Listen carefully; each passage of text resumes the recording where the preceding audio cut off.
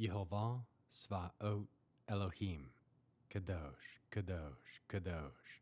Please fill me and lead me, and cover me, and stir me, and speak through me with your Ruach HaKodesh, that I may speak your written words with boldness to those who listen. I ask all these things in Yeshua HaMashiach's name. Amen. We'll start with the Shema. Listen and obey. Children of Yehovah, pay careful attention and respond. Yehovah is our power and authority.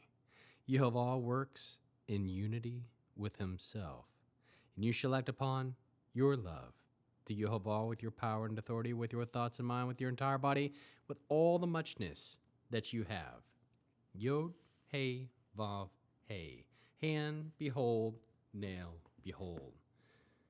1 Kings chapter 14. At this time, Abiah, the son of Yerovam, fell ill.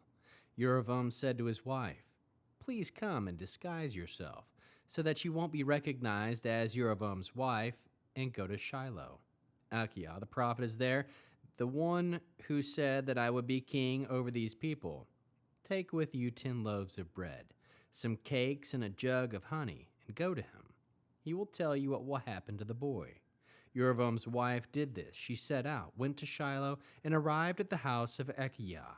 Now Achiah could not see because his eyes were dim with age. Yehovah had told Achiah, "Yerovam's wife is on her way to ask about your son who is ill. You are to tell her thus and thus. Moreover, when she comes, she will be pretending she is another woman."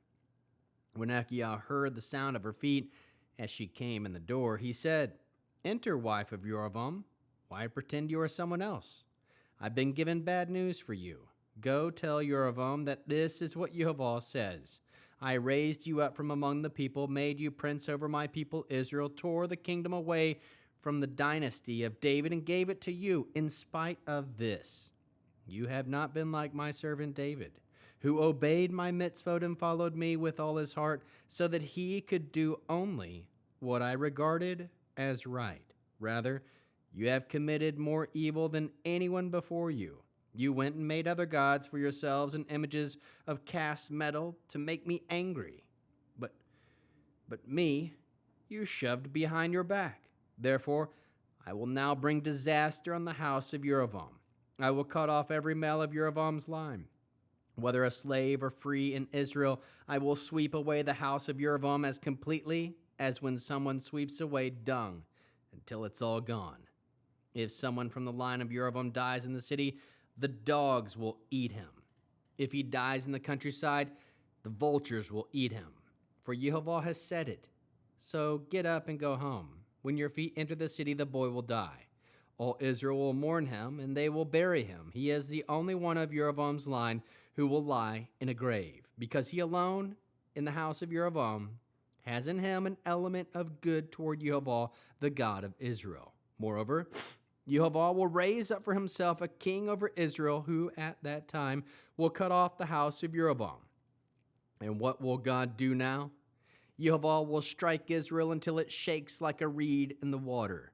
He will uproot Israel from the good land, which he gave to their ancestors, and scatter them beyond the Euphrates River, because they made sacred poles for themselves, thus making Yehovah angry. He will give up on Israel because of the sins of Yerovam, which he committed himself, and with which he made Israel sin as well. Yerovam's wife got up, left, and went to Tisra. The moment she reached the threshold of the house, the boy died. All Israel buried him and mourned him, in keeping with the word Yehovah spoken through the servant Achiah the prophet.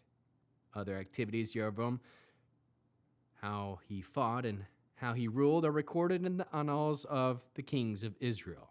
Yerovam's reign lasted 22 years. He slept with his ancestors, and Nadav, his son, became king in his place. Rechavam, the son of Shlomo, was reigning in Yehuda.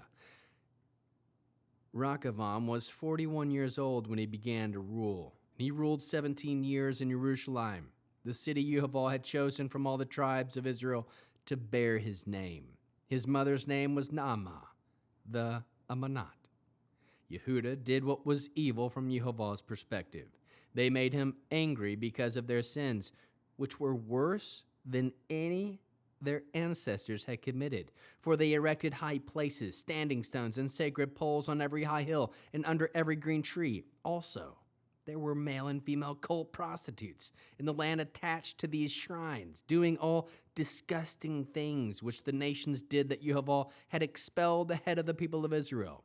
In the 5th year of King Rehoboam, Shishak, king of Egypt, attacked Jerusalem. He took the treasures of the house of Yehovah and the treasures in the royal palace. He took everything, including all the gold shields Shlomo had made. To replace them, King Rehoboam made shields of bronze, which he entrusted to the commanders of the contingent guarding the gate to the royal palace. Whenever the king went to the house of Yehovah, the guard would get the shields. Later, he would return them to the guard room. Other activities of Rehoboam and all accomplishments are recorded in the annals of the kings of Yehuda. But there was continual war between Rehoboam and Jeroboam.